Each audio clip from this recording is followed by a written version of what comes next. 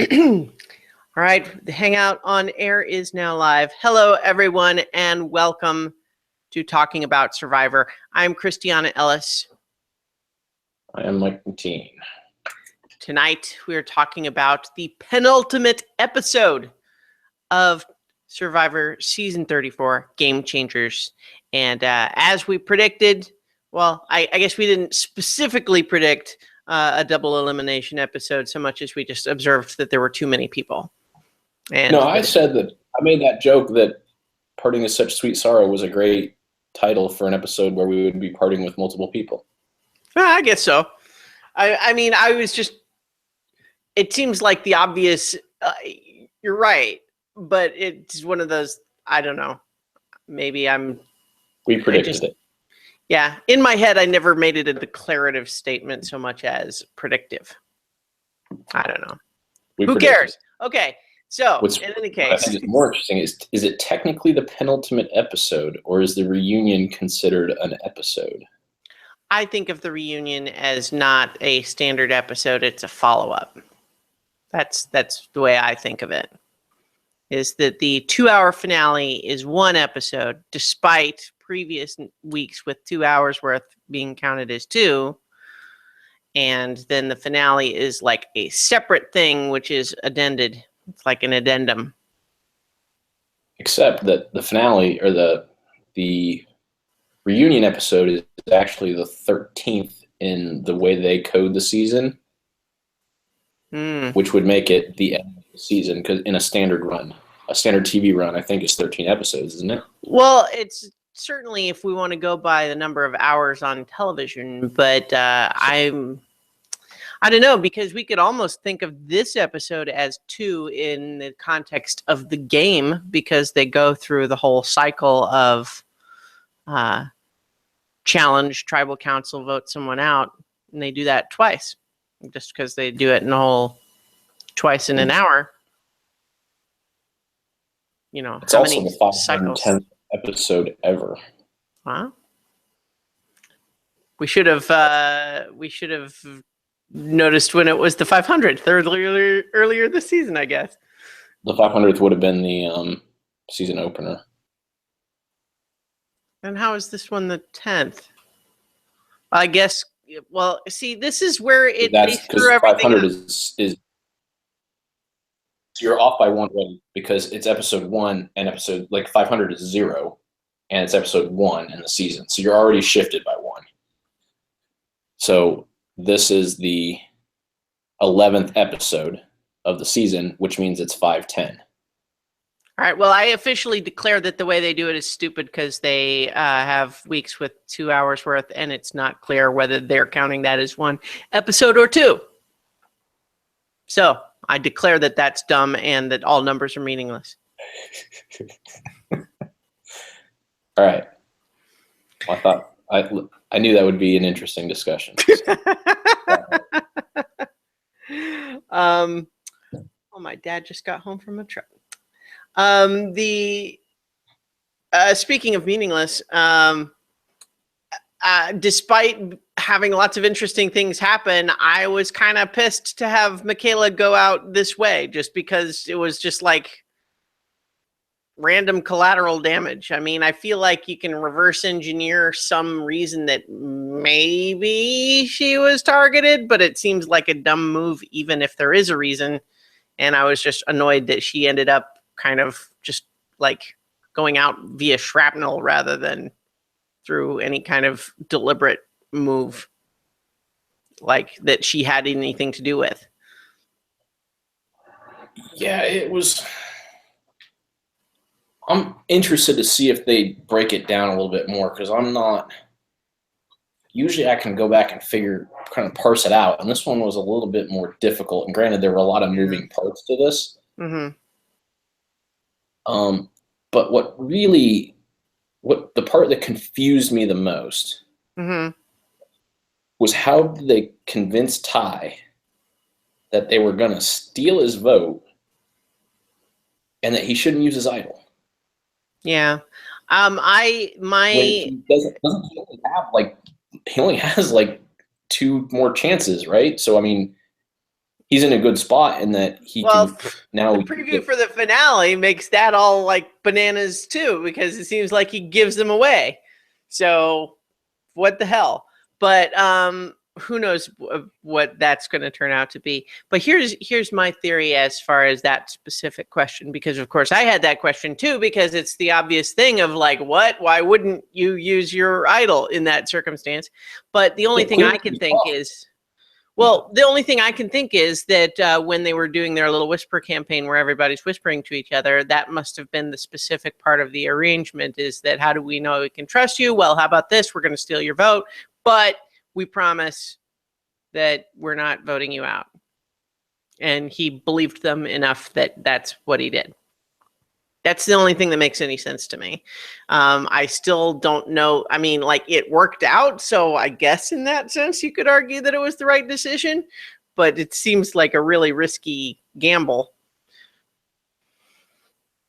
Yeah, I mean, I guess there had to have been enough discussion of Michaela as a potential target. Like, they couldn't have just come up with her in the spur of the moment. Now, I think it did truly feel like they decided on her. She was going to be the one voted out until all the chaos ensued, but it had to at least have been, for them to get that much unity behind it, like, it had to have been, I guess they didn't even really need that unity. They just needed 2 people or 3 people. Yeah, I mean, it's not that many. It's yeah, it's just Brad, Sarah, and Troyzan. Well, right, because so basically they didn't need that many people. It was just kind of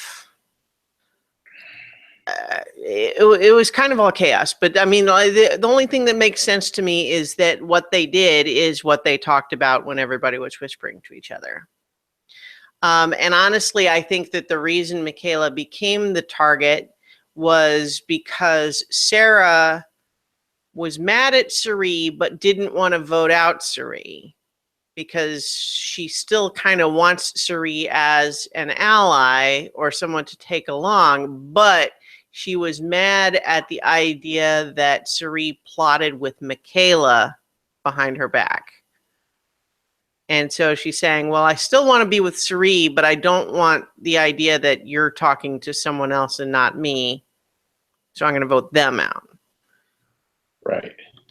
And then, Brad and Troyzan are willing to do whatever in order to, keep things boiling.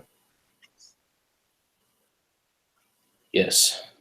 I mean, that's what makes sense to me, but or rather, that makes the most sense given the available data, and given that at least at first blush, I wouldn't have said it makes sense at all. So, I mean, that's kind of even what Michaela said on her way out, is like, I don't see how that makes any kind of sense, Sarah, but you do you, boo. That's what Michaela said once the votes were read. So, yeah, and I think you're probably right in that. I mean, it seemed this was Suri's first big misstep here. Yeah, it was pretty bad. I mean, we can see how easy it would have been to make, but just missing that fine print on the thing was just was a bad mistake. Yeah, and it was, but I mean, kudos to Sarah for like knowing it so well. Yeah. And just letting her do that and be like, well, yeah, but you can't do that. Like letting it all play out and then just saying, yeah. Well, that was probably part of why Sarah felt like she was feeling comfortable enough to give it to Suri, is because she knew it couldn't actually be used against her. It's like Suri will still have it if the worst happens and I get voted out, but she can't do anything while I'm still here. Yeah. Yeah. I mean, she clearly had thought, because at first it seemed a little strange because of what she had just done to Sierra, where it's like, and then when you saw how it played out, you're like, oh, clever. Mm. So I think I continue to think that Sarah she's becoming a very, very interesting player. Yeah. I think she's still got some uphill climbs to be able to win. But I think she is. I mean, 3 weeks ago we would never even had her in the conversation, Mm-hmm. and now you've got both her and Suri have this weird dysfunctional thing where they both kind of want to be at the end with each other, but they're both working different ways to get there. Mm-hmm. And they're kind of frustrated with each other. Yeah, I felt like this was a little bit of a setback for Sarah in my estimation. Like, just because she came out of last time riding really high with this this surprising, really well executed move, and like they talk about it at the beginning of this episode, which I will jump back to the beginning in a little bit, but I feel like the fact that what she would probably still claim as her biggest ally, Suri, felt the need to plot against her for her own good. That's like, something's gone wrong there if that's where you're at. Especially since we know that she was wrong about and that Suri was right, which is in the situation that started that whole thing. Yeah, that's true. I mean, I'm not saying that she came out of this looking amazing. I'm just saying that Yeah. she's making things happen. Well, to be sure, she's in the discussion in a way that she wasn't before last time. I just felt like this time I was less impressed. And it's not like she sank all the way back to the bottom or something, because she's still playing. But there was some, like, I liked Cerise's move, except for how just big a mistake it was to not see the fine print, which just blows the whole thing back into smithereens. It's like, not only does the plan not work at all, but now you've exposed this whole weird thing that you were going to try to do, which really makes you look pretty bad in this context. In front of the jury. Yeah. So that's not great. And for somebody, whose whole game is predicated on, basically being a smooth operator Mm-hmm. and having this deft touch, when the first time that you do something overt, it kind of blows up, that it's not good for you, Yeah. So, I mean, I'm glad that she gave it a shot. I love that Sarah knew exactly how to call her on it, Mm-hmm. and then also knew what to do next, which means she had thought it through. Like, well, okay. I mean, you almost have to think that Sarah said, okay, I'm going to give this to Suri. Mm-hmm. If Suri tries to use this against me, she can't. And I need to convince 2 people to get rid of Michaela, because I don't want to get rid of Suri when she tries this. Mm-hmm. So who are the people that I can, Brad and Troy's in, that's what I'll go for. It's almost like she knew, like, how to execute once it happened. And so that's where I was impressed with her. I don't. Yeah. I mean, her original thing that set all this in motion was incorrect, but her execution, once Suri tried to essentially, like, not really even flip on her, but sort of betrayed her trust a little bit. Like, her execution from that point on, and her preparation for that, I did admire a little bit. I guess I just sorry, I'm coughing.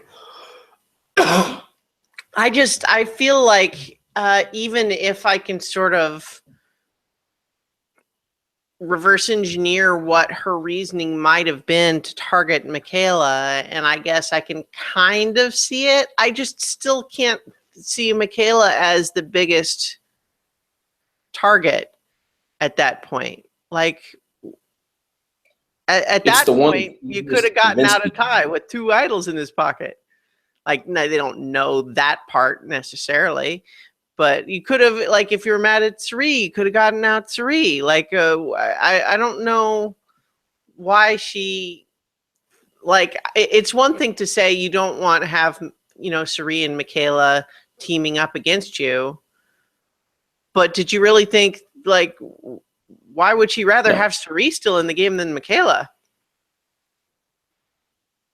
because like that's what I'm saying. There's this weird dysfunctional thing where they both kind of want each other there, and that's Right. why Suri like was looking out for her, not because she was like her friend or her like super ally. Like she didn't. She even expressed it in kind of a strange way of like, no, I mean, I want her there. I want to be with her at the end, and Sarah had that too. Like they both want to be together, but not because they're like super buds. Mm-hmm. They see an advantage to the other one being someone they want, going like they see enough of a bond to like get to the finals with each other, and they think there's someone that can help them get there and someone they can beat, and they both feel that way. And Mm-hmm. but it's a weird, like it's just a weird relationship. And the reason why I think, Okay. yes, you could have gotten rid of Ty, but Michaela is such a lightning rod. If you're having to, if you know you have to convince people on a short amount of time, it's just so much faster. I think like Ty, you just never know if people are going to do it or not. Mm-hmm.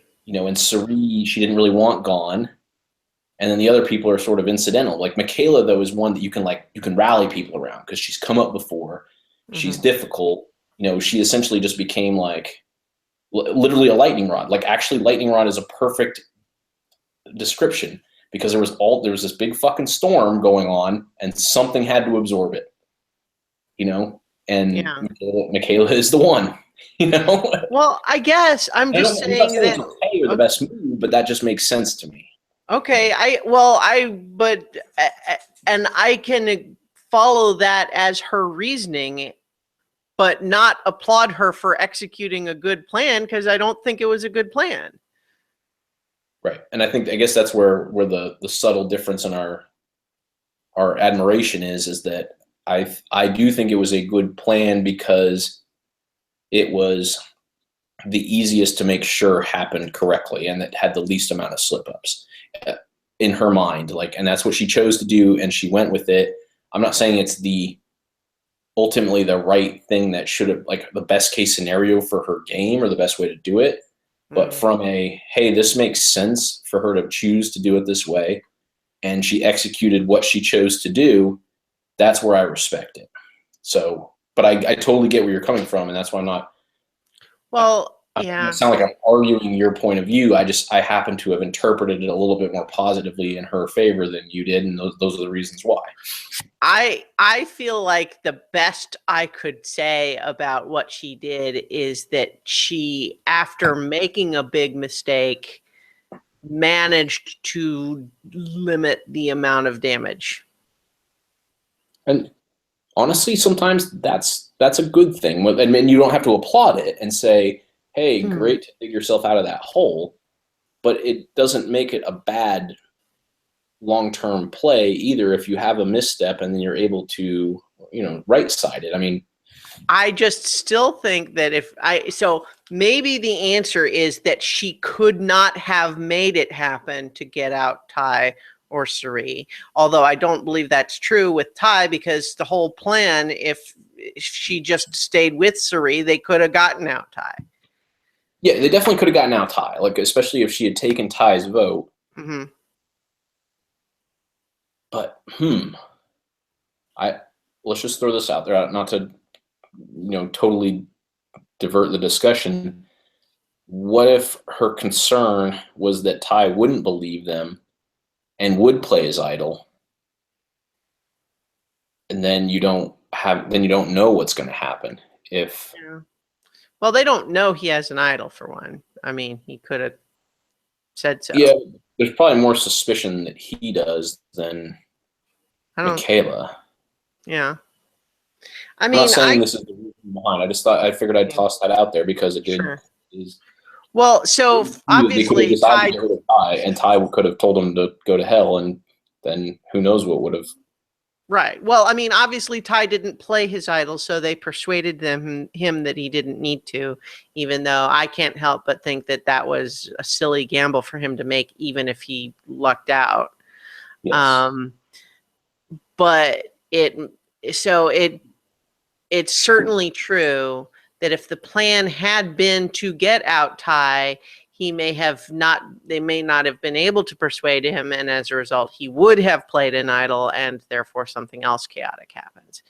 And so that's possible, except that if you steal his vote, even if he is immune, he's not the one that gets to pick who goes instead. No, but that almost makes it a little bit more nerve-wracking. Is like, what do people pick? But I mean, the whole thing was pretty chaotic. So we're armchairing a lot here on something that was very. I just feel like, except that Sarah didn't go home, I don't see how Michaela going home is that beneficial to her, especially given that there were other choices that I think she could have made. And maybe maybe what I have to take into account is that in all of that whispering, she concluded that even though there are other people she would have thought were bigger threats, she couldn't get the agreement from anyone, and Michaela was the only one that she felt like she could get a certainty on. And if that's the case, then maybe I'll retroactively give her some credit on that, but that's kind of not how my impression of the situation plays out. I got the feeling that it was more of her desire to go to the end with Suri, I think, is crazy, especially given what just happened. Well, I would almost think that what just happened makes it more advantageous to go with Suri, because her one time of actually trying to do something, and she kind of botched it. Well, yeah, but she has also just demonstrated that you can't take what she's like. She thought this was her closest ally that she could count on, that they had an agreement to go to the end, and she just tried to steal her vote, and then now has this story for why. You can't, if the plan is to go to the end, she is actively working against you and has just demonstrated it, and on top of that, demonstrated it following up on her demonstrating her ability to convince you that she wasn't working against you. How can she count on Suri as an ally at this point? That's true.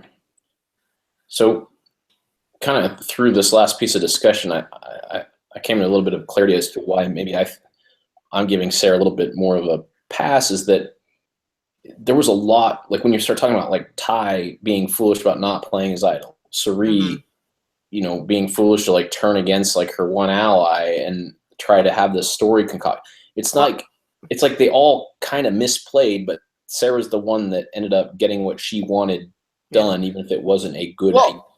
You know what I mean? Except that, so I want to back up and say, I don't think Suri was foolish, except for it's a bad mistake to have not realized she can't use the advantage.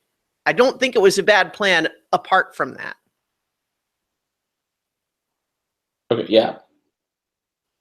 Her plan to get out Ty over Sarah's objection by stealing Sarah's vote, I think, was a good plan, and the failure was that it won't work because of the rules, and she missed that piece of it. So I think it was a good plan, except for missing a chunk of the rules, which obviously is a critical flaw, but I feel like that's the flaw. I don't think it was a bad plan otherwise. Yeah, and I'm not saying it was a bad plan. Just Ty didn't have a bad plan to not play his idol. He had a misstep. There was a lot of missteps, and I don't think this was Sarah's plan to get rid of Michaela. I think it was when all of it sort of broke down, she was able to make it work in what she feels like was the best case scenario for her based on what was happening. that's where I'm giving her probably a little bit more credit. Okay. And yeah. she's like, what is the expression? Like, she's the tallest midget. I mean, it's like, I know it's terrible, but that's the, like. Yeah. I just, I'm frustrated because, so I think part of my frustration and my reluctance to really give her any credit is partly just the fact that I'm pissed that this is how Michaela went out. Because I like Michaela and I feel like this is a sucky way to go out. Because it wasn't her move. It was other people doing crazy, weird things. And then it just it was like a fluke that it ended up being her. I don't think it was a fluke, because I think whatever the reason was, she was the easiest one to get consensus, whether it was planned by Sarah, chosen by Sarah, or was what was decided in that discussion where you talked about like retroactively, like that was the only. Michaela has made herself enough of a lightning rod that she was the easiest one in. Once things went chaotic, she was the when you default to the path of least resistance, it was her. Yeah.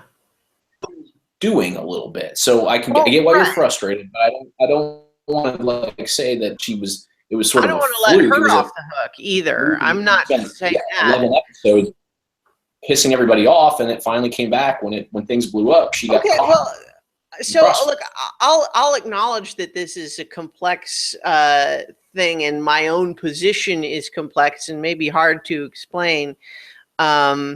It's not even clear that I fully understand what I'm saying. It's, I mean, I'm kind of trying to verbalize a morass of different feelings about different threads, right? So I'm not going to let Michaela off the hook for her social game, which has not been great. Although, we could try to argue whether or not it's better than her previous time. I don't know. I think she put some effort into it and saw some result.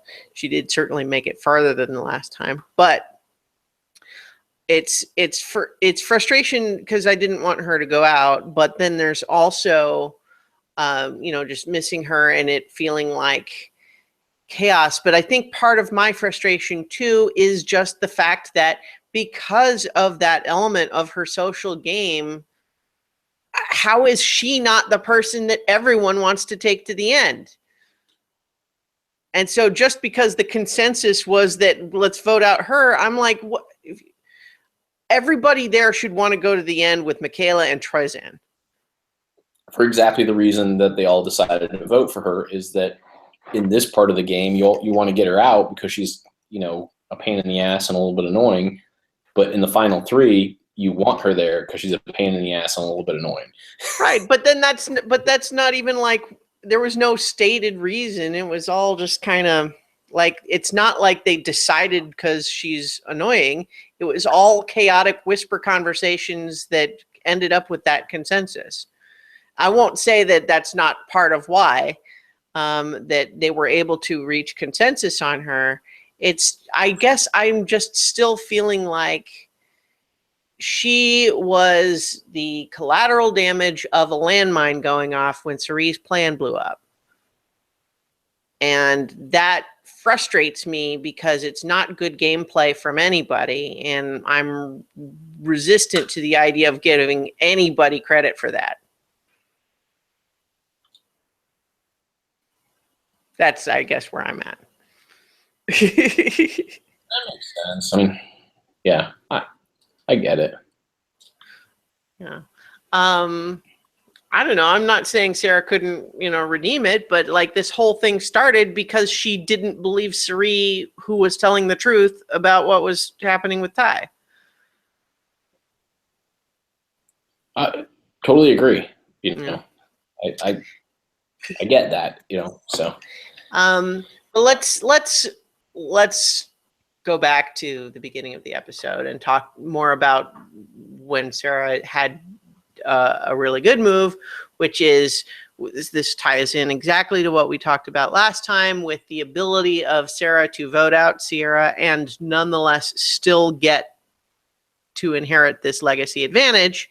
And everybody's actually talking about it because apparently it was like, why did Sarah act so surprised when the votes for Sierra came down? She was in on that plan. Why did she act so surprised? Is she just pandering to Sierra or what?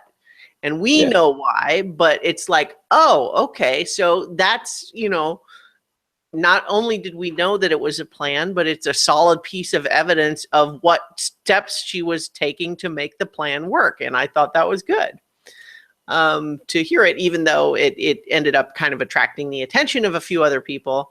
And in some ways making people see her as more of a threat than they had previously. So there's that element, but she also has the legacy advantage in her pocket. Mm-hmm. So, that's a really interesting gamble to talk about.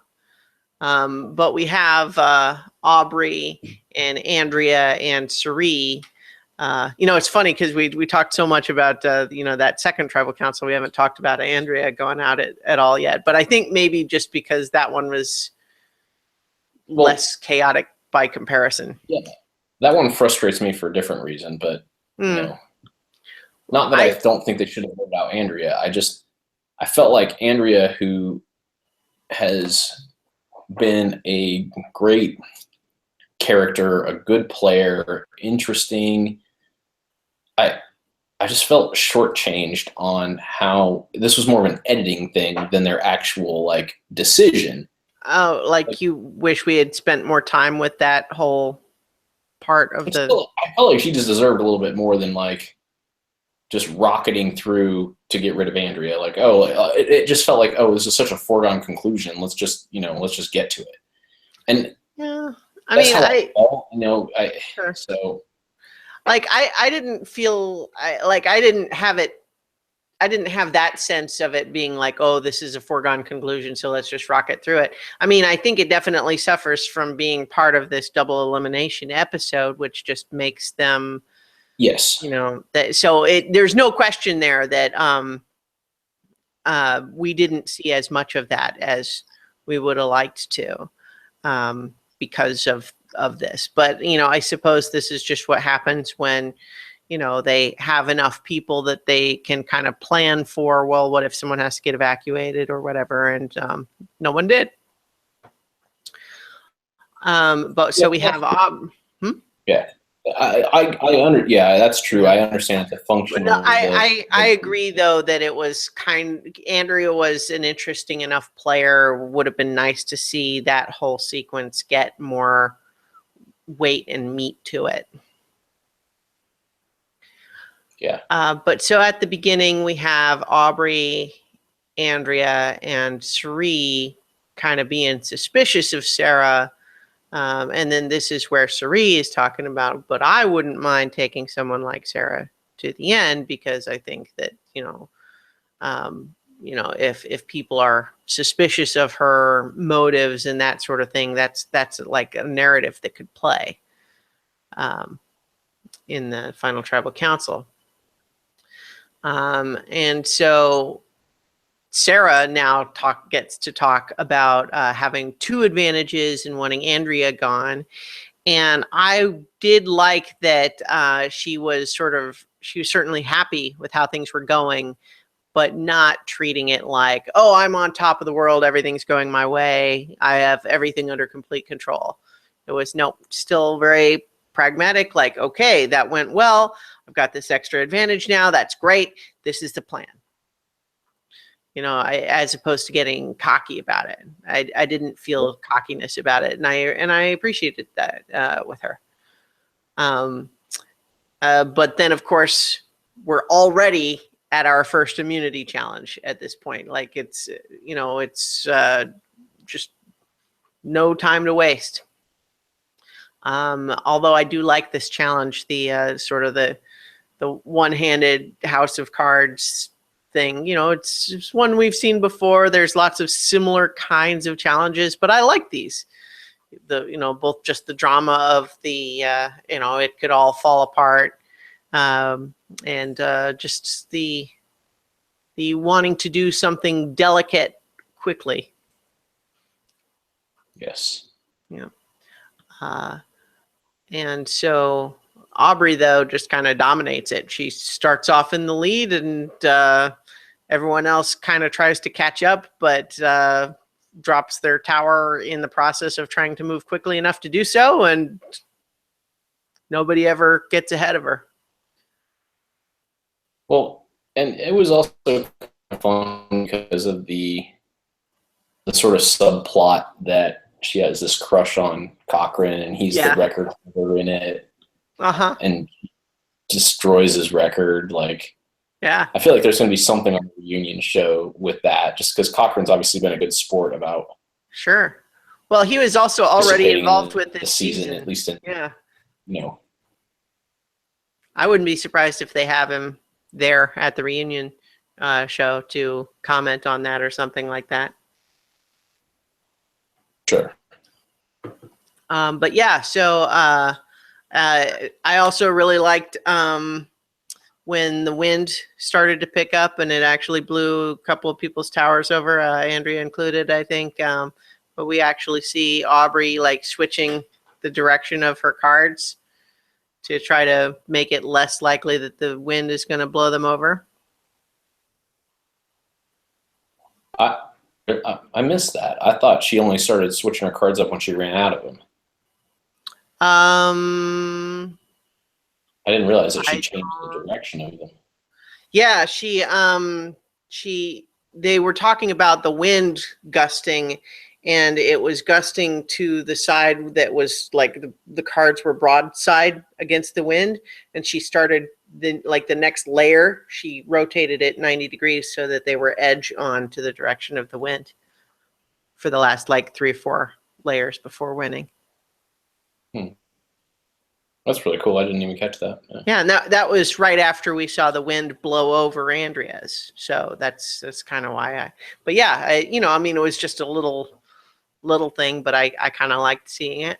I like Aubrey, and I did like also that she kind of talked after this challenge about the idea of like, this is good because she kind of acknowledged she's been playing sort of a low-key, under the radar game, but this is maybe the start of where she can try to start building a resume that she could talk about in the final if she makes it there. And so I liked that. Because I like her, but she hasn't really been doing a lot recently. So let's see. She does get the new record. We talked a little bit about that already. After the challenge, though, what we have is Andrea saying she thinks Sarah is crafty and thinks this might be the time to blindside her. That's kind of where we went to commercial.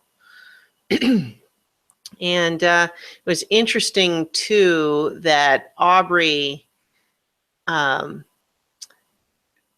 about, like when she was talking about who to vote out, one of the people she kind of considered was Troyzan because he's so likable. And I thought that was interesting, just given, we've talked in the past about how, as armchair players, we see players very differently sometimes than they do in the middle of things.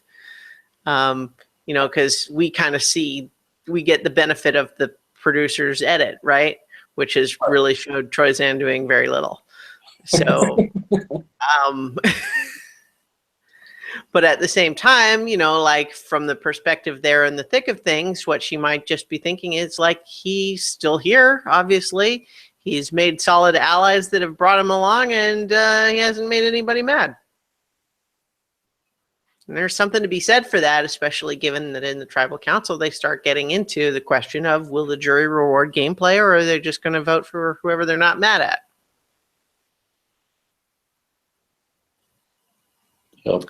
But nonetheless, she thinks it's time for Brad to go. And this is where we got the weird scene that was the preview from last time, which is that everyone thinks that Brad is maybe idol hunting. And then Michaela, like, they sort of, as a group's like, well, wouldn't, maybe we should encourage him to go fishing instead or something, like to not, like, mostly from their own selfish interest of not wanting him to find an idol. not like for his benefit, he should really reconsider or something like that. But then her approach was weird. So, yeah. Yes.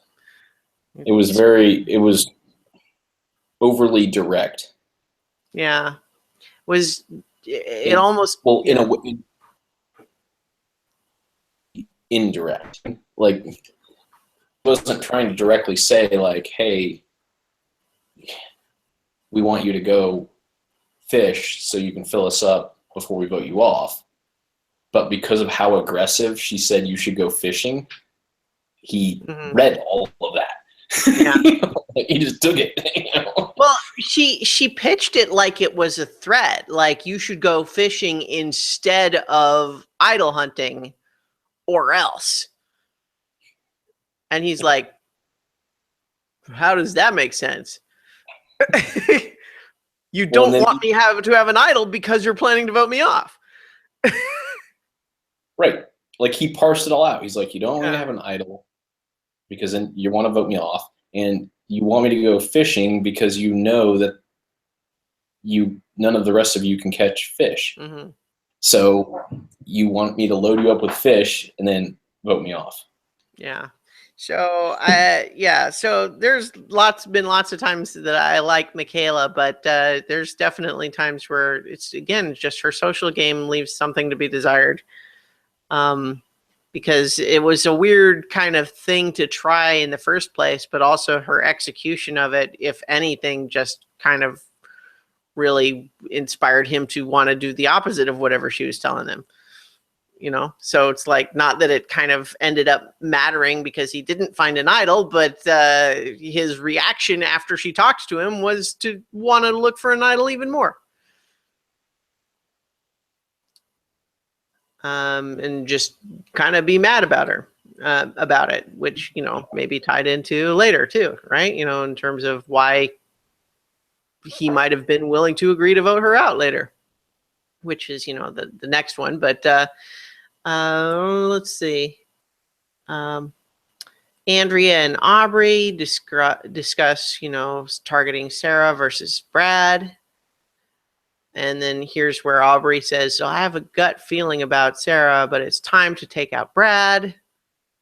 And so Aubrey and Andrea are tight here, and Aubrey seems to be planning to stick with Andrea for the time being.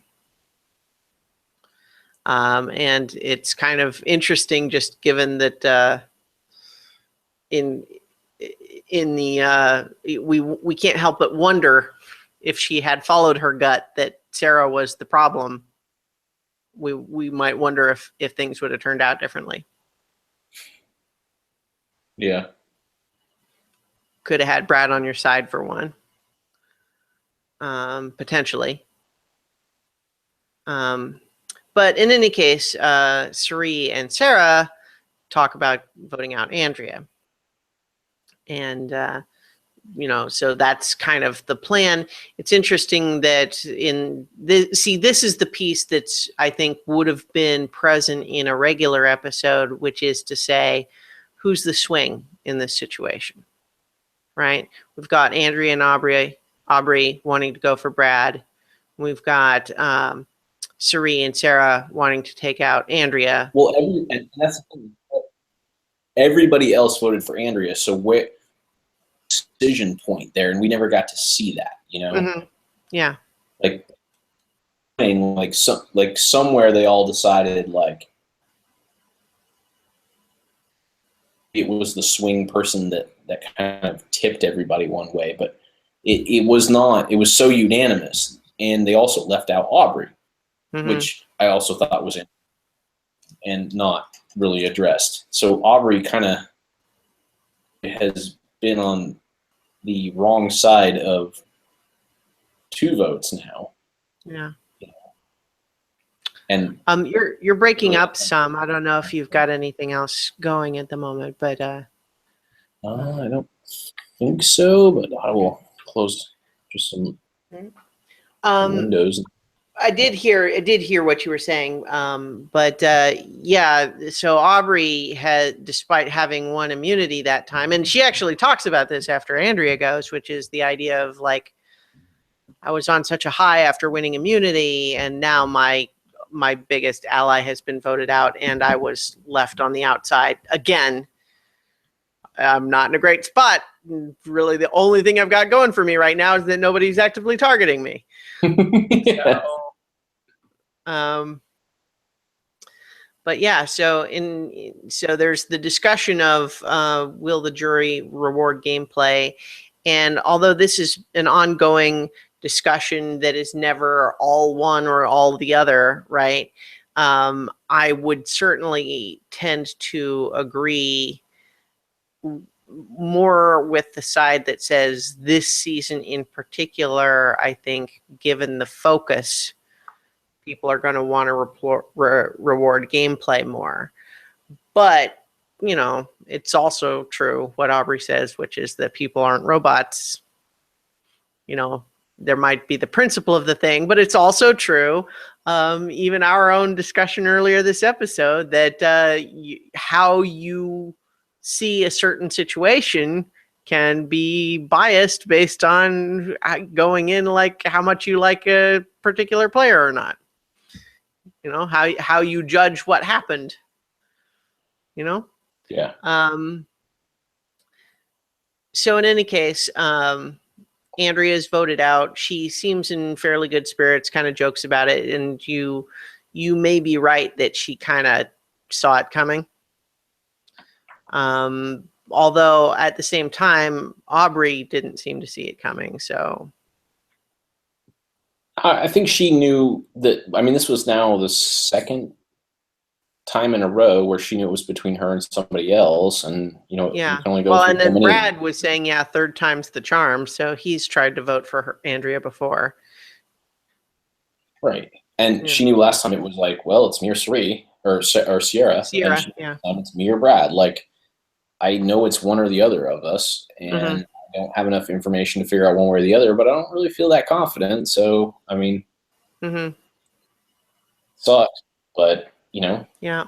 So, Andrea goes out. She says, she thought she was doing better with the social relationships than she must have actually been given what happened. But what are you going to do? And I agree that I thought she was an interesting enough player that it was a little bit of a bummer that we get the abbreviated version of that whole sequence of events.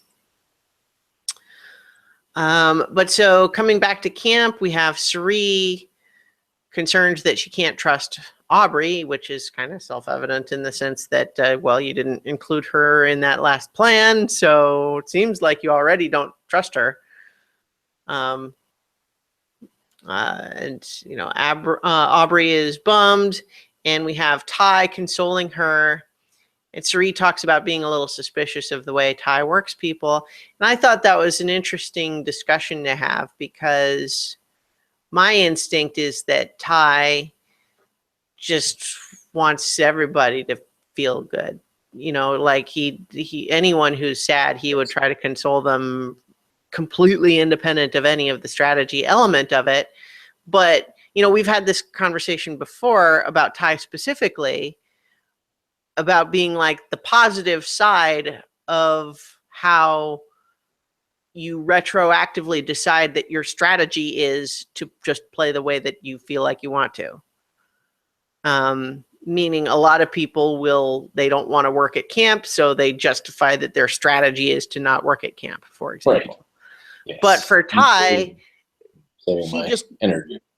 Yeah, he wants to say nice. He wants to be nice to everybody. And so he kind of decides that he's going to have his strategy to be nice to everybody.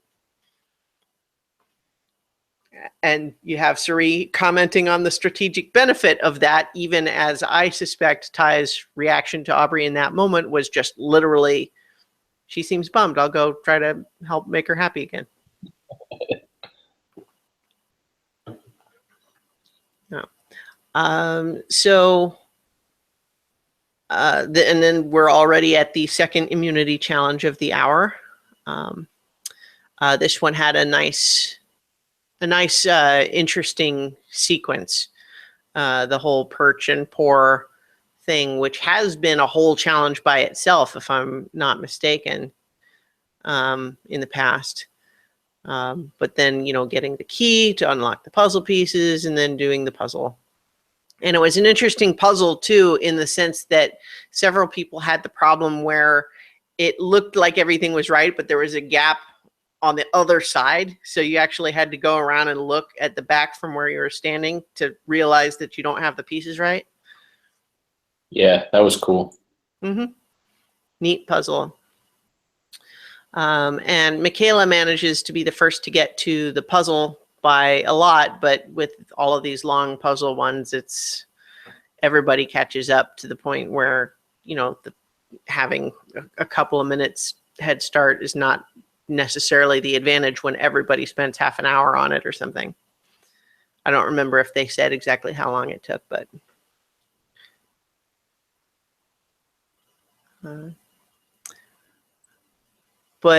so in any case, we have Michaela in the lead, or excuse me. Michaela's in the lead to get to the puzzle, but then as lots of people are working on it, Sarah starts pulling ahead, and something isn't right about it.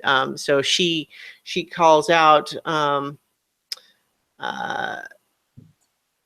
something isn't right, and okay, I lost the thread a little bit here in my notes. But then, so lots of people have it almost, but missing a chunk. Michaela starts pulling back ahead. I think maybe part of my reaction too was I really found myself rooting for Michaela to win this challenge when she almost had the puzzle right there at the end, only to have it be not quite right and then lose the challenge to Brad.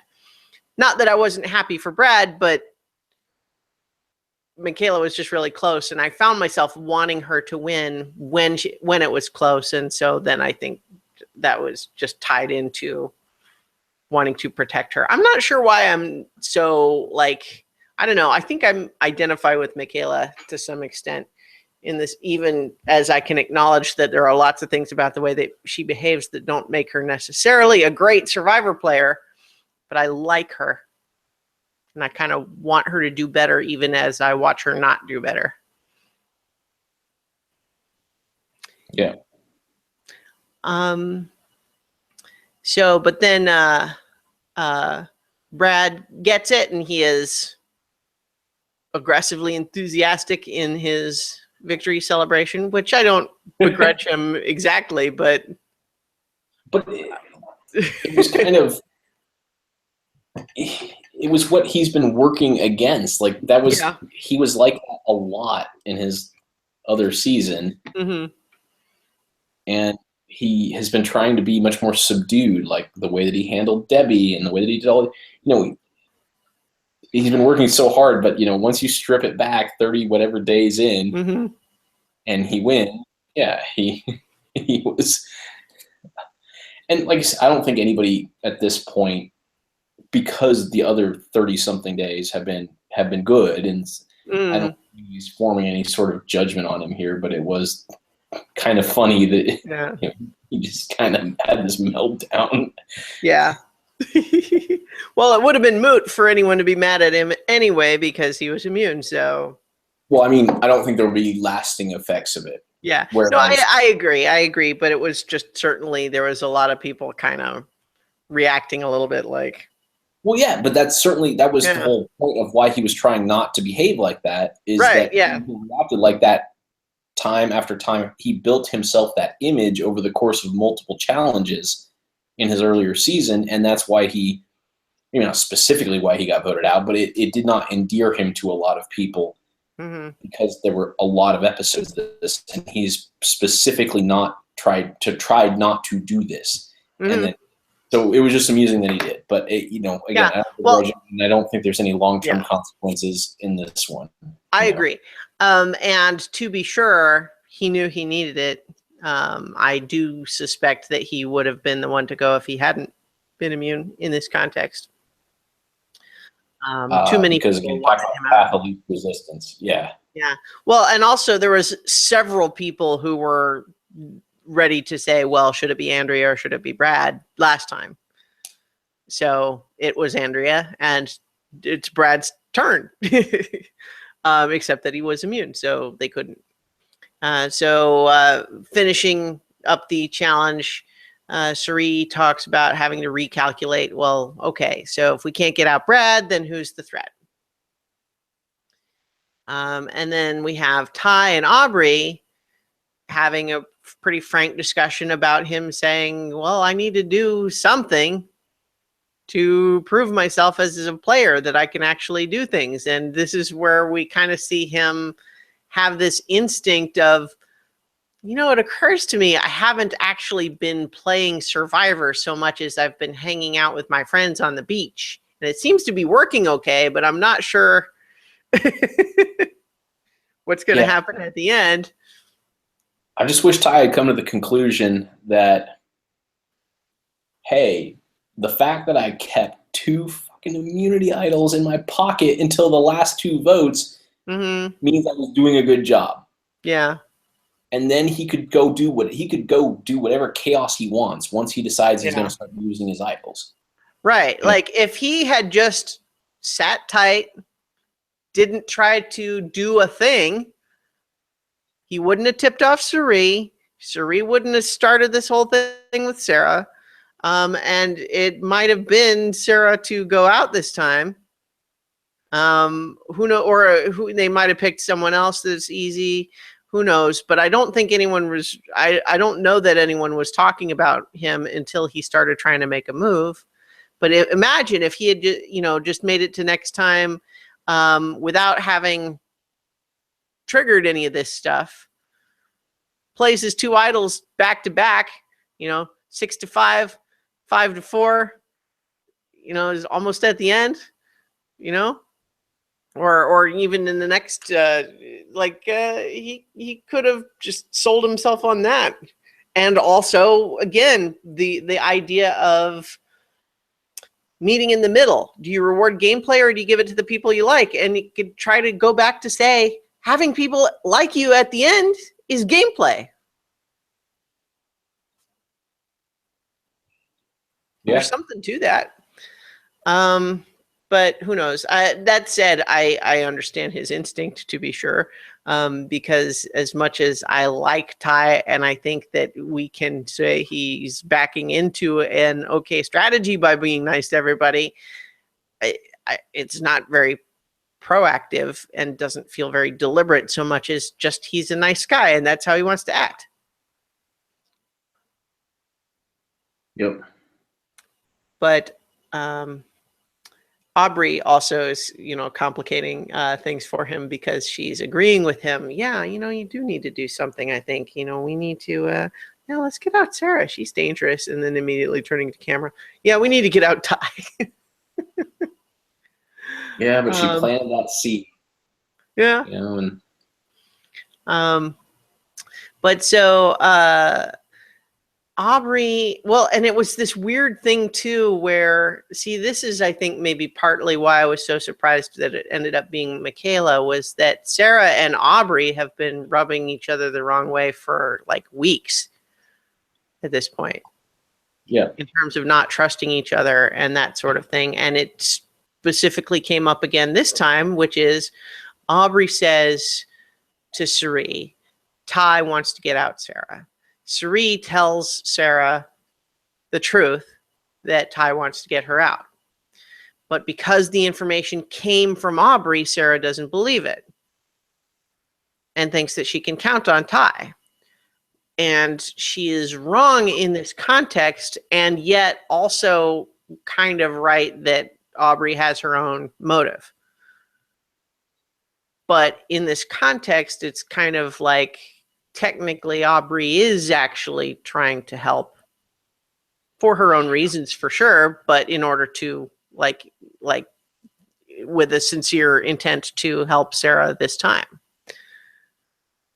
But Sarah is so sure despite Suri also being so sure that this is where we get this whole thing of like, okay, well, I'm so sure that I will give you this advantage so that you have it next time, which I was still not clear why that was supposed to be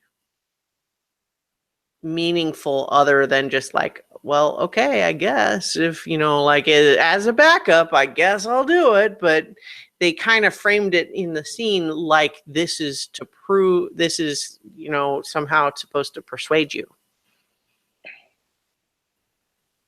Yeah, I mean, I just saw it as like her having a level of confidence that she would, to show that she was still she was so confident that things were going the right way. Mm-hmm. But if she was wrong, then Suri would benefit from it, so Suri didn't have to worry about it anymore. Yeah. Yeah. And I mean, I think ultimately that's kind of what it was, but I felt confused for a little bit because the way they framed that conversation initially made it seem like it was supposed to be like evidence to support a theory somehow, or like a persuasive argument as opposed to like a backup plan B or something. Right. So in any case, I agree that I think what it was is, look, I don't believe that you are right about Tai, but just in case you are, here's this. But I'm going to do what I think is right and not listen to you. And so I guess that's where Suri is like, Sarah is going to get herself voted out because she doesn't believe me. And so she's thinking, well, she's old school. If you've got it, play it. And she discusses the plan with Michaela because and it's again, like from her perspective, she's not doing this behind Sarah's back, like as a duplicitous thing, but because Sarah has declared herself closed to further conversation. Yes. And so it's this really weird plan where she actually really 100% is planning to steal Sarah's vote to save Sarah. To save her. Which, I kept kind of trying to think like, well, shouldn't you save someone else's vote? But the problem is that if you think someone else in that group might have an idol, and if you steal their vote, then they'll know to play the idol. So only if you steal your own ally's vote will they feel confident, because they will think she's against Sarah. So I actually thought it was kind of a cool plan, except, of course, for the fine print on the rule, which blows the whole thing up. Yeah, I was rooting for this plan. Like, I know we had our. Yeah, well, we're not that far apart, really. Yeah, like Sarah was but I was 100% for this plan. Mm-hmm. It was a cool plan. It was well thought out. Yeah, and it did the same thing that I was ultimately giving Sarah praise for, which was, rescuing her bad idea. Yeah. But Tariq could have rescued Sarah's bad idea by executing the plan, and we would have ended up in the same position. Yeah. Except Ty would be gone with both of his idols, and Sarah would be like, oh shit, okay, well, guess I should have paid more attention to that, and we'll play a little bit better. So yeah, to be totally clear, like, I was rooting for this plan. Very cool plan. Yeah. I was so excited for it just because of how weird it was, but how cool it was going to be if it worked. But then for that, the rule to be the reason that it didn't work was just like, oh no, because now you've tipped your hand and it's blown up and you look foolish for having missed that rule. Right. And so, just because I was so for this, like, just to reiterate, that's part of why I admired how Sarah handled it, because it seemed so smooth, and when it blew up, it seemed like it could be so disastrous Yeah. Like if you were Sarah's, like, oh my God, your ally who you gave this thing to just tried to use it against you, and just in a calm, collected way, she's like, no, Yeah. she can't use it. I'll, And she just weathered that so well. Even if you don't, she shouldn't have put herself in that. I agree. She handled the reactivity part better than anybody else. I'll give her credit for not panicking, for sure. Yeah. That's a simple way for us to be in agreement there. Yeah. Yes. And I'll certainly acknowledge that it may be, with all the whispering that was going on, that there was just nothing else that could have been made to work. Right. But so in any case, Suri tries to get Ty to trust her by telling him about the advantage and saying that she's using it to save him because, she's trying to plant the seed that, oh, I am planning to save you, and this is why no one should play an idol, because I've got it under control. So it's this weird example of, sometimes people talk about wanting to flush an idol, but in this context, it was like opposite, trying to make sure nobody plays an idol by trying to make them think you don't need to, because I've got this other plan that's going to work. And what I thought that the chaos was going to be was whether or not he actually would play his idol anyway, because he seemed nervous enough to maybe do it. Although how many times have we gone through this at this season at this point? Yeah. He has two. He has two. Well, which again just makes it so crazy what looks like it happens in the finale, where this implication that he gives both of them away and then immediately regrets it, if the editing is to be believed. Who knows?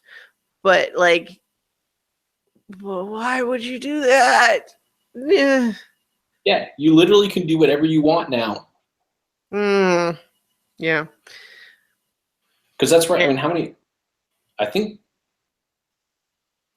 he could still use both, right? Like he's not in a position. Yes, he can still use both, because I think what they've said in the past is that you can't use them in what would be the last vote to get to the very final, which would be 4-3, presumably.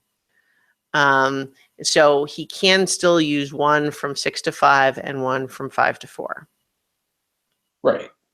So yeah, in that case, like it would have been different if for some reason he didn't play at this time for some asinine reason, and then he only had one more chance left, and then he had the ability. So he was like, well, okay, I got to give one away because the idols can only be used once more. Yeah. Well, so maybe there's just some big. Yeah. Sorry, I didn't mean to cut you off. No, I'm equally confused as to what he might be doing, but I am often confused by Ty's strategies. Yeah. We'll see. Lucky guy, but man. Yeah. But so in any case, we get to the second tribal council, and by contrast from the previous tribal council, everyone is talking. Last time they actually had discussion about how camp had been pretty chill. There was not a lot of people running around and scrambling. This time, by contrast, Sarah says there's a lot of sneaking around and a lot of lies. And we are pretty sure that at that point, what she's talking about is believing that Aubrey was trying to screw things up by spreading a false plan about Ty. Seems like that's probably what she's talking about. Discussions about how, well, is everybody kind of lied at this point, or is it really still just a couple of people doing it over and over? The idea of, if you have someone that you know has lied to you previously, can you ever work with them again? Some all good decisions.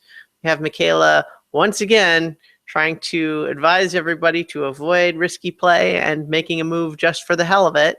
Although at this point, what we know is that she is attempting to help Suri with her plan.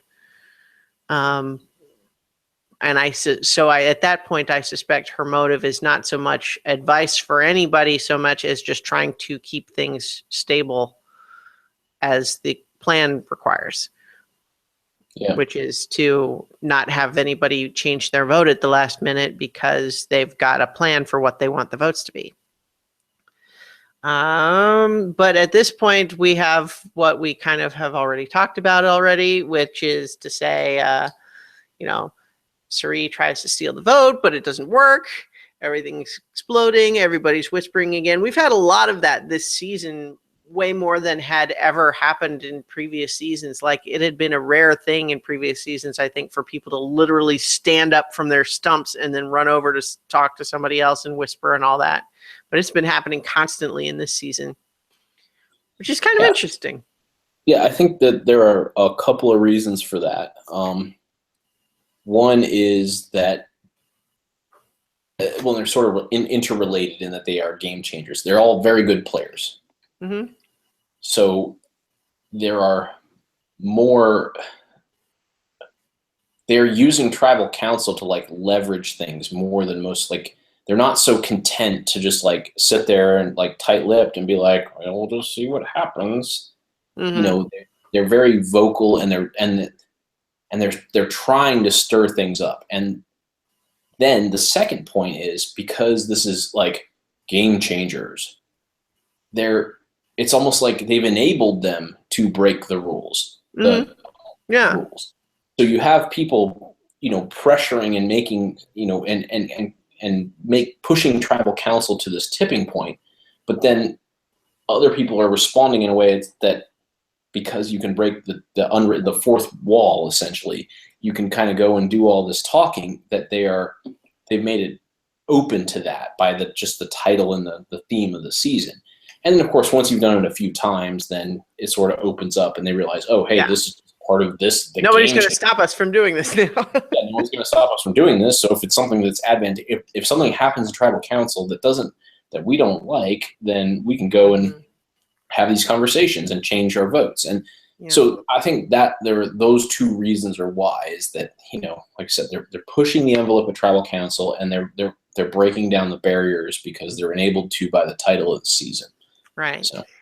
I have some slight ambivalence about the whole thing. Like, I like the chaos. It's exciting.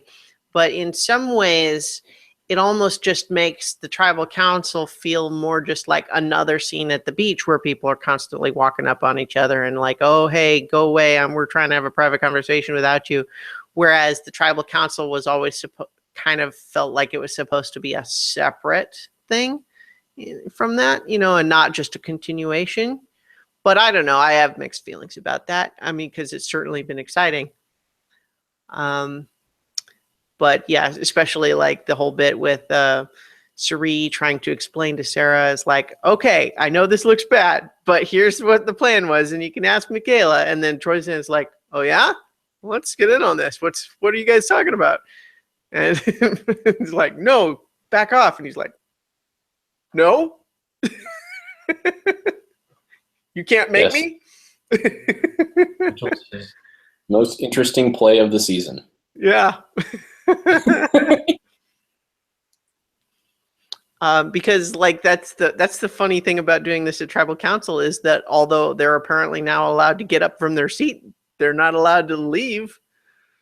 They can't just walk away. Yeah. But so in any case, having reclaimed her advantage, Sarah ends up taking Ty's vote, and yet the vote is for Michaela, which we kind of already talked about why that might have been.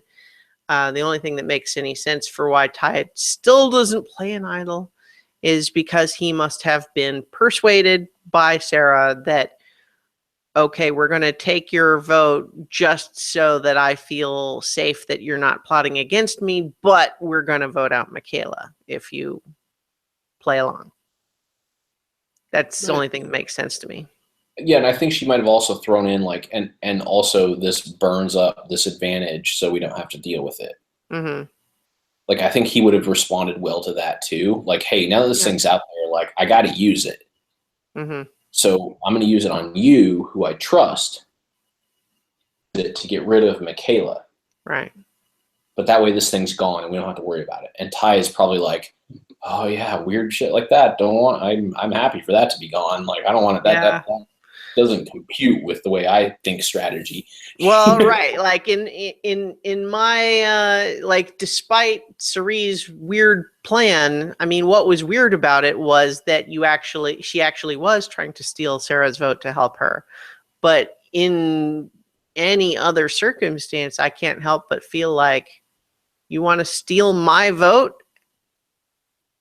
Well, then I'm going to play an idol. Because why would you steal my vote unless you want to take away my control so that you can vote me out? I think Ty is literally the only person ever to play Survivor who this would have worked on, just because of his personality. Yeah. You know, like not to say because he wasn't duped. I mean, they were telling him the truth. It was a risky gamble that happened to be correct in this time. But that's a little bit like saying, I'm going to bet $1,000 that the top card in that deck of cards is going to be the 3 of clubs. Well, theoretically, there is a chance that I'll be right. And if I am, then I win a lot of money, but that doesn't make it a smart bet. That's maybe a little bit more. I mean, that's a 1 in 52. I'm not like, trying to make an equivalent statistic. It's an analogy. It's not supposed to be like, a mathematical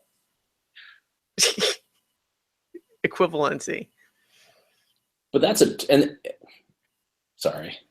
I just have 2 problems with that. Is that one, it's a 1 in 52 chance, and the second is that there's no influence over it. Like it is literally random. Whereas he's making a decision based on what he believes somebody says. Not like the deck didn't tell you it's going to give you the 3 of clubs.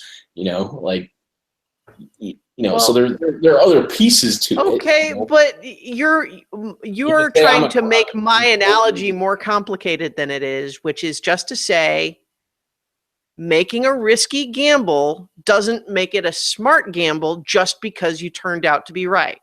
Correct. That's all I was saying, and you're trying to layer all these other pieces onto it to dispute my analogy. What? I agree with your analogy. I just felt like it was a little. It didn't feel right to me. But yes, okay. It was a risky gamble that was unnecessary, and just because it was right doesn't make him smart. Right. I get it. Mm-hmm.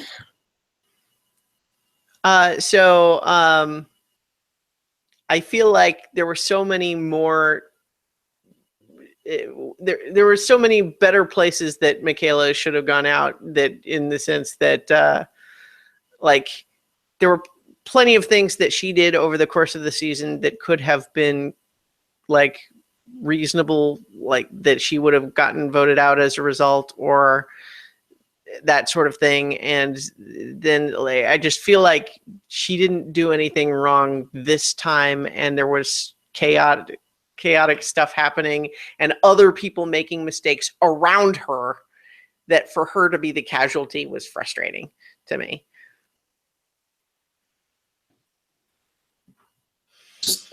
It did feel kind of satisfying. The social experiment of it is like, hey, you do all these things for long enough, and you don't necessarily have to be long at the end, but you become the least resistance. You become the lightning rod. She did that herself. It was oddly satisfying to me that in the chaos, what they could all agree on is like, well, shit, if we don't really know what to do, Kayla, yep, thumbs up, let's do it. Like all that. Right, well, yeah. I'm glad you were satisfied. I found it profoundly unsatisfying. For her way to finish your frustration, like, I am no means, this is not I'm right, you're wrong. This is, I felt and I know how you felt, and they are different. And it doesn't, one is not better than the other in this particular case. Like, I have no intention of trying to convince you of my point of view. I'm not trying to do. That's just how we are in the same position in that regard, that we acknowledge that we feel differently about this situation. Yes. I liked Michaela. I didn't want her to go out because of someone else's mistake. Even if, yes, you can say that she made a mistake 3 weeks ago and it snowballed until now by sheer coincidence.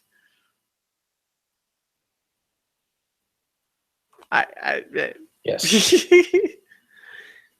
So I just I feel like it would have made me much happier to see several other people go out, even people that I think are better players than her, just because I like to see cause and effect be more straightforward. Because even if it's a lingering effect of, oh, well, she was the easy path, the lightning rod, because of the social game, I don't feel like that is a reason that I approve of voting somebody out at this stage of a season that is supposed to be everybody making smart plays. Agreed. The wild card in that is that making smart plays until Suri had a misstep on the language and then all of a sudden that blew everything up. You go to your now you have to get a little bit more primal. I don't know if that's the right word, but it cuts to the base a little bit more. And so now you're left with your impression over the last is that your planning goes away when Suri makes that move and it doesn't work. Now all the planning goes away. Now all of the things that you did leading up to that are what matter. And that's where I was satisfied, is because Michaela was not in a good position because she had not established herself as somebody with she didn't have that equity with these people. So when they were all panicking oh, fuck, what do we do? It was really easy to point the sights on her. Yeah. And that is absolutely no fault of her own and only a fault of the way that this went down. And again, Suri, it's hard to blame her. It was literally fine print. Well, and and everybody's had, but at the same time, I would have felt like if she got voted out as a result, that would have made sense to me. And I think that she was a threat and she is a reasonable person to target to try to get out. And if you use this misstep that she made as an opportunity to take her out, that would have been a move that I could approve of by everybody who did it. I think voting out Michaela, even if it was done out of, it's the only thing everybody can agree on. Let's get pepperoni on this pizza because it's the only thing everybody likes. That's not the kind of play I want to see the players making at this point in the game. I don't find it satisfying. I agree. Again, that's just where that difference, if that had been consensus, which this is the funny thing, is why I'm frustrated with the way that it looked like Andrea went out. Is I think we were frustrated now that I hear you articulate it a little bit more. I think we were frustrated for exactly the same reason. And it's what you said. It's let's just get pepperoni on the pizza because that's what everybody agrees on. And that's what it felt like when Andrea was like, somebody, Andrea, yeah, sure. Everybody agrees on that. And then with this one, it didn't feel like that was what everybody wanted. Everybody had very, very meticulous reasons, but that all blew up. It's now you got to cut to down to oh shit. Cut to oh, sorry, you broke up. Moment. You're breaking up again. Oh. Sorry. In this panic moment, how do we align ourselves? And now you're building it off of your impression of everybody over a long period of time and your snap judgment. And it's who had built up that equity with you over the course of all of that time and who was the easiest to aim those sights on. And that's why I don't feel like it was the same, because it's not like they just randomly, we weren't sitting around all on the beach just saying, oh, let's go with the path of least resistance. They actually had a very, very smart plan. But when that blew up, they reverted to the most base emotion, which is now we need to go with the path of least resistance. Now we need to go. Well, okay. Now I we're mean, starving. We have to decide on a pizza, and we have to decide now. So let's just get pepperoni because that way we can get it, as opposed we to agree just that that's what happened. Yeah. And I'm not defending that Michaela didn't do things that produced that result. I'm saying I don't like it. And I like, and where I liked was the fact that the situation pressed those results. And so that's where I think our difference is. I like the fact that this blew up to the point where it was like, oh, that's what everybody went to. That for me was enjoyable to watch them kind of base it out and like carve it down to like, where do we go?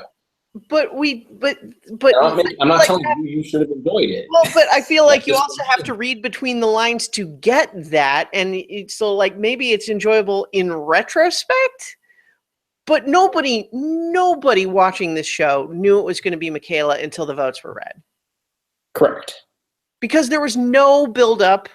There was no support for it. We have to reverse engineer how anyone came to that possible decision. Right. And that was fun for me. And I'm not saying it should be fun for you or anyone else that watched it. I liked it. I'm having fun having this conversation. I wasn't having fun watching that happen on the show. And I did. And that's all right. And I'm not, but again, I'm not trying to make you like retroactively have fun. You don't have to keep apologizing for disagreeing with me. I know you're not trying to force me to agree with you. I don't want to force you to agree with me. We don't agree. We're talking about our disagreement. Right. And in a positive way. Like we've had disagreements on this show that were much more like this one, like I was happy, you were unhappy, but not in a way that was like so you're not like carrying this anger around with you. You just disagree with it. And I thought the way that it all kind of came down was interesting and cool, and that I would have preferred the first plan go through.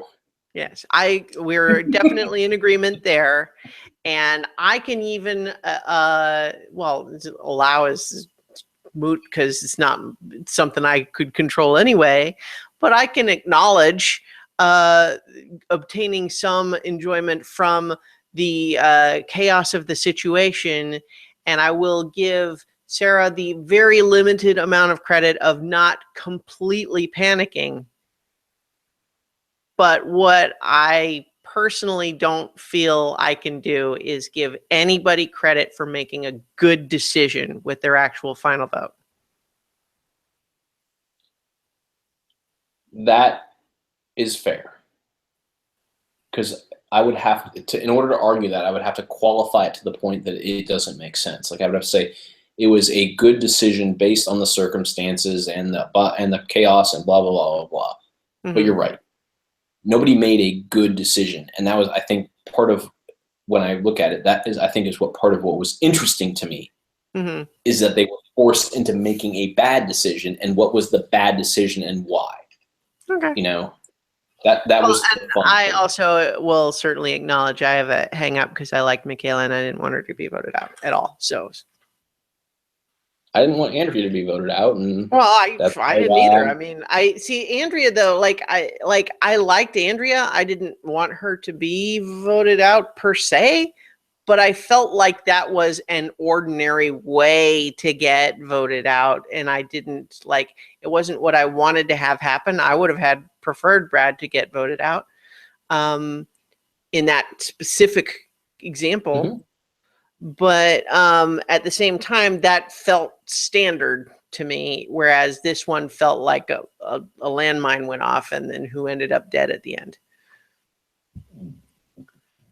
That I can't disagree with. So, well, however, we're in agreement that. Yes, I do like, another thing that I did like was for Michaela, she was very composed considering how bullshit like this was, this to happen. To look at Sarah and say, you do you, boo, is I mean, for Michaela, that's pretty mild. Mm-hmm. And then I love the fact that in her interview, she's like, guess I'll just have to come back and try again. Yeah. Well, and Yeah, I liked, that she was immediately able to talk about, well, she made it a lot farther this time than before. Yeah. So I liked those things. So I guess we should handicap or whatever the Mhm. I don't want to speculate too much into the finals because they've thrown some weird shit at us in the stuff. Well, especially game changer season, who knows what might happen on top of whatever Ty's bizarre decision turns out to be. Yes. Yeah, I mean, I think Troyzan's a good chance to get to the end just because he's a good person to take to the end because he won't get votes. And I think it's straightforward that if he's there, he won't get votes. I think that's why people will bring him. Yep. I would have had Suri as one of my, favorites, except for this is a screw up that's pretty tough. It's like it's going to be hard to come back from that. Like, even if she manages to get to the end now, it's such a blunder to have to try to defend in the final that, like, even if I thought she could get to the end, it would be really hard to manage to defend that against, like, if your whole position is you're trying to say she played smart, it's going to be hard to defend that. Depending on who she's up against, she might still manage. I still like her a lot, but this is a difficult thing to come back from. It's very difficult for a couple of reasons. I mean, it's, her whole strength was being smart but under the radar. Mm-hmm. And the one time you decide to come above the surface, like, you screw it up. Like, that makes that's so hard. Like, the one thing that you put out in front of everybody, and also the fact that it was like such a smart play too. That just, it's a bummer. It's a bummer, but it's so easy to go in, and the argument is so easy that, hey, any good coach or mentor will tell you it's the attention to detail. Yeah. It's the attention to detail. Yeah. You have a great plan, but you did not have the attention to detail. That argument is just crippling to her if someone used it. So. Yeah. I think Brad is going to be the target that people are going to want to try to get out as soon as he's not immune again. At this point, given who's left. Aubrey, I still like her, but she's going to have to do more stuff to try to defend winning at this point. She's going to have to pull off something pretty clever. Yeah, it'll have to be pretty good. Either that or and then Ty is tough because there's no way he wins in the context of saying, well, we want to record or reward the best gameplay. But at the same time, if he's there, it allows the jury discussion to be, do we reward good gameplay or do we reward the nice guy? Right? So nobody should want to have him in the final because it will change the conversation to that. Yes. So people who played hard should want to be there with people who tried to play hard and didn't do it as well.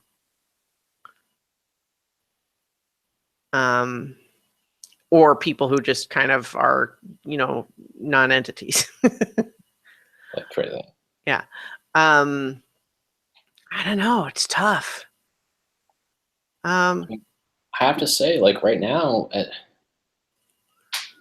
Sarah feels like kind of the favorite. Like, I know we can't, like, without having to plot how we get to the finals. Like, if you had to just say, if you were just drawing random threes, right now, I think she beats anybody.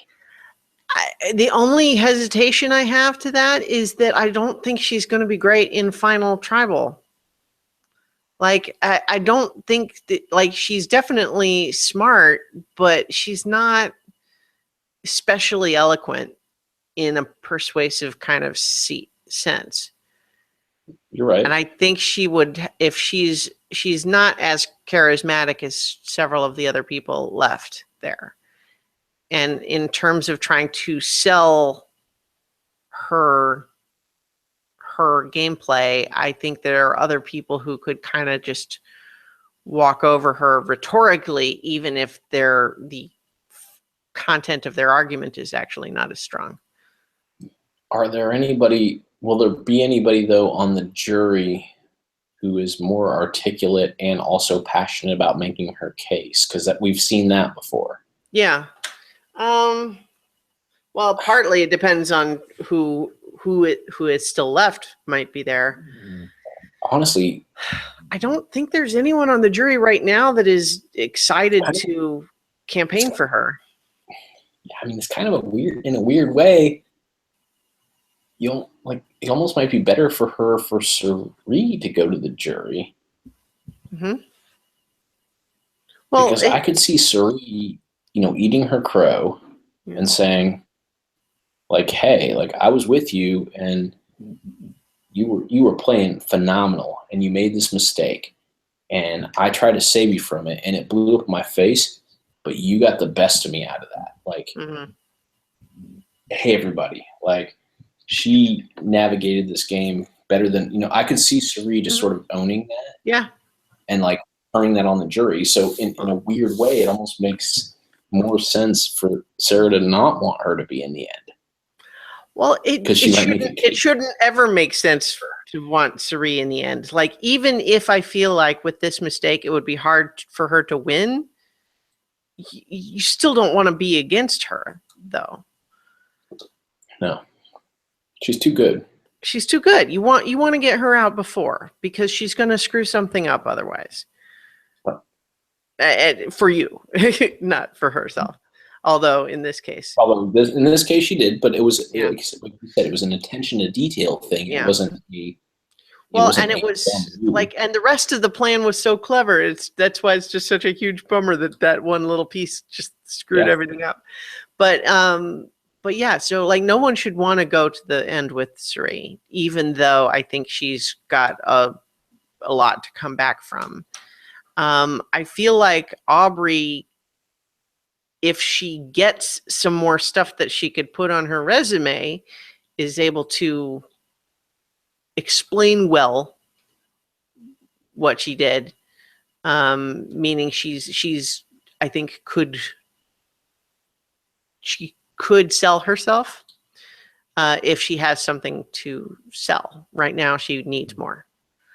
Brad, I don't know. I think Brad could do it if he makes it to the end. Yeah, because he would just sell he would play off two things. Like, I've been a target for so long and I made it through and that's perseverance. And I did this for Monica and everybody loves Monica, right? Those were his two things. Yeah. He had a motivation behind why he wanted to come back on. That he has, sort of fulfilled that journey with the Monica thing. And the adversity of everybody was targeting me and I made it to the end. You combine those two things, that's tough to beat. But those are so overt that it's going to be real hard for him to get to that. Right. Like, if he doesn't win immunity, I mean, I feel like they're all smart enough because they know that he's gone. Yeah. Well, yeah, you'd think, except they all voted out Michaela this time. Yeah, true. Okay. So. Although, to be fair, Brad was immune this time, and if he wasn't, then that might have changed the whole conversation. So, but to be sure, I agree with you. He's got the toughest road to get to the final, but I think he could do it if he makes it to the end. Yeah, I don't know. This is a tough one because I want it to be Suri, except boy, this mistake is just it's tough. I also want to kind of give a dark horse to Ty because I mean I think even in a game changer season, I think that there's people who would just like the idea of giving him the money. Yeah. That is going to be very contingent about how he plays out these last couple of Yeah. episodes. Like, Well, yeah, who knows what because that's he gonna had do. such a story. He had such Yeah. a story. Like once he like sat on those friggin' idols for so long, as much as you and I don't agree that he should have done it, Mm-hmm. like he just rocks them the last two and then wins some immunity or whatever. And it I mean, that's a story. Like, yes, I'm normally very impulsive, and I played it. My first time through, I was so like scatterbrained, but no, I stuck to my people, and I didn't get nervous, and I held these idols for 6 votes. Mm-hmm. I just held on to them, and then I rolled them out, and I did what I needed to do, and then I got to the end. Like, I know he's not articulate enough to say that, but if he could at least put enough of that out there that they could, he has a chance. Right, yeah. He has way more than Troyzan does, Well, yeah, so I agree. I mean, I think like there's that, Aubrey called him likable, and I think it's like, yeah, but not like Ty is. And he really doesn't seem to have anything else right now. I mean, see, like Aubrey at least has the like, even though she hasn't made big moves of her own that she can really claim, no one can say that she hasn't been involved in the strategic game. Yeah. Whereas Troyzan is like kind of just there. Like he's been going along with whatever the majority seems to be, as long as it's not him, and why would it ever be him? Yeah, why would anybody care? Yeah. So I don't know. We'll see. I feel like I think in my heart at this point, I still kind of want it to be Suri. I want her to find some way to turn that one misstep around. That's what I would like to see happen, I think. I'm Sarah all the way. Fair enough. I think I think she yeah, I mean, I would not be defied my expectations and had had this slow build that I'd like to see play out to a win. I am not that I would be unhappy. I mean, I literally like everybody that's left, so I'd be happy with anybody. Yeah, I mean, Troyzan. See, we keep forgetting he's even there. I like him. Yeah, well, he seems like a fine guy. Yeah, it would be cause problems. Yeah. I wouldn't be angry that he won. I would be a little bit confused.